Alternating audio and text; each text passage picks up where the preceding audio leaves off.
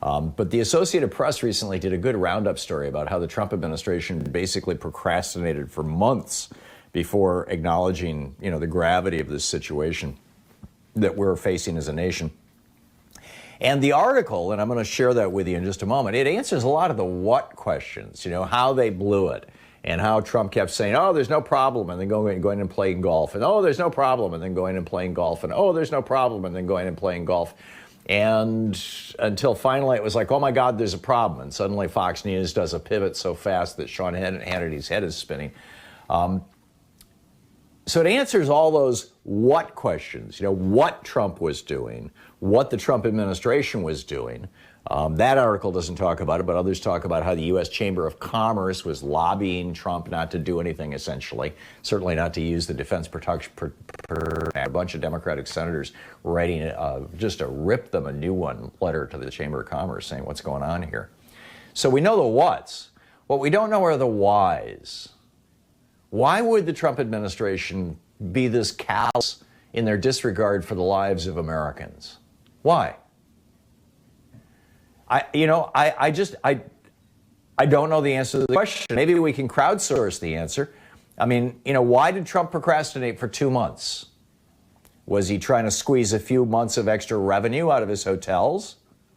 Was it that he was watching Fox News and they were saying there's no problem, and so he was saying there was no problem, so Fox was quoting him saying there's no problem, and then he was hearing himself being quoted on Fox, and so he really thought there was no problem. In other words, an evil, deadly feedback loop between Trump and Fox News had opened up, and it just like a giant whirlpool, a huge vortex, the Bermuda Triangle, like it just sucked the whole thing down into a black hole. Is that what happened? Was he creating a deadly right-wing media feedback loop that even went beyond Fox News? You've got all these right-wing radio shows and hosts. Up until last week, Rush Limbaugh was saying that this was a hoax and that it was being promoted by the Democrats to take down Trump. Was it so his billionaire buddies, so that Wilbur Ross and the guys in his cabinet, Betsy DeVos, they're billionaires. Wilbur Ross is worth $3 billion, Betsy DeVos is worth $5 billion. They got a lot of money in the stock market. Was he trying to give his billionaire buddies time to unload their stocks, like Richard Burr did, or Kelly Loeffler, the two Republican senators who attended a security briefing that said this is going to get really, really bad, really, really fast, and they sold all their defense stocks. And Kelly Loeffler, the wife of the president of the New York Stock Exchange, actually, well, according to some reports, bought stocks like Citrix that would be good for, working from home. And perhaps Richard Burr did as well. I mean, these reports are all kind of scattered right now. We're just starting to get the information. But was it to help his billionaire buddies? Was it because he knew that it would hit the economy, to the economy that would hurt his reelection chances, and he thought maybe he could just bluster his way through this? I mean, he's done that his whole entire life, right? He just lies and BS's his way through the pieces and do things right, or he just declares bankruptcy and walks away. I mean, basically, that's been the two ways that Trump has succeeded through life.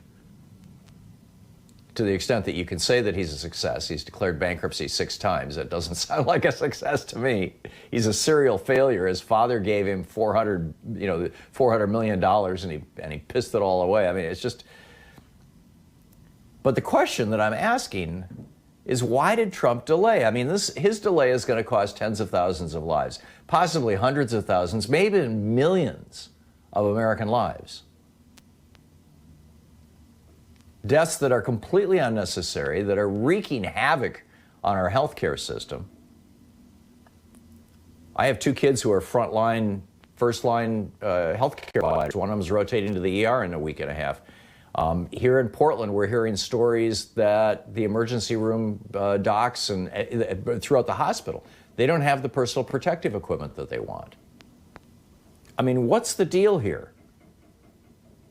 Why did he decide to do this when he could see other countries getting this thing under control with social distancing and shutting their economies down? Why did he do this?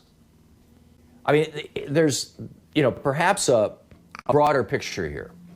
Remember in 2002, George W. Bush ordered hundreds of thousands, I believe it was hundreds of thousands of young American men and women into battle in Afghanistan first and then in Iraq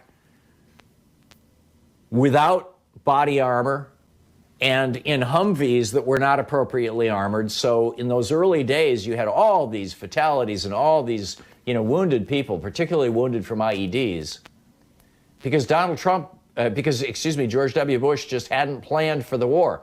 Remember his Secretary of Defense coming down, Rumsfeld, coming out and saying, well, you go to war with the army you have, not the army you'd like to have.